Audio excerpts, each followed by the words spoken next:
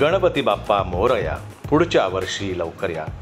त्यांच्या आगमनाच्या आनंदात हे 10 दिवस कसे निघून गेले कळलं सुद्धा नाही. सुरवर विश्वरवर दे तारक संजीवनी, जय देवी जय देवी, प्रसन्न होशी निद्राशा.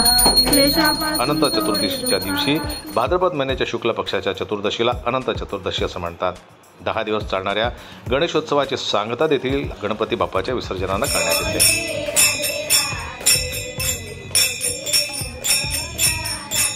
गणेश चतुर्थीपासून ते 10 दिवसांपर्यंत भाविक आपल्या प्रिय विघ्नहर्त्याची पूजा करतात आणि अनंत चतुर्दशीला त्यांना निरोप देण्यात येतो.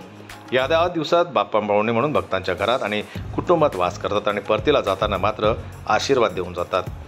गणेश विसर्जनाबाबत अनेक पौराणिक कहाण्या प्रचलित आहेत, परंतु वैज्ञानिक दृष्टिकोनातून पाहिल्यास गणेश विसर्जन आपल्याला आठवण करून देते की जग नश्वर आहे आणि एके दिवशी प्रत्येक प्राण्याला पाणी आणि जमिनीत विलीन व्हावं लागतं. याशिवाय ते पर्यावरण शुद्ध करतं.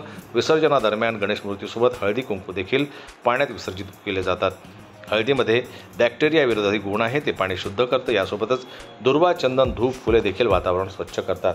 म्हणूनच गणेश मूर्तीची स्थापना करताना अशी मूर्ती स्थापित करावी जी पर्यावरणपूर्वक असेल आणि पाण्यात लवकर विरघळेल. तसेच मातीपासून बनवलेल्या गणेश मूर्तीला तांदूळ आणि फुलांच्या रंगाने रंगवावं, जेणेकरून विसर्जनामुळे पाणी दूषित होणार नाही.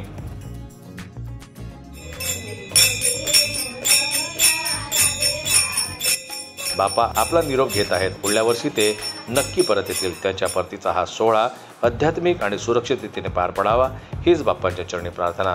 गणपती बाप्पा मोरया, पुढच्या वर्षी लवकर या.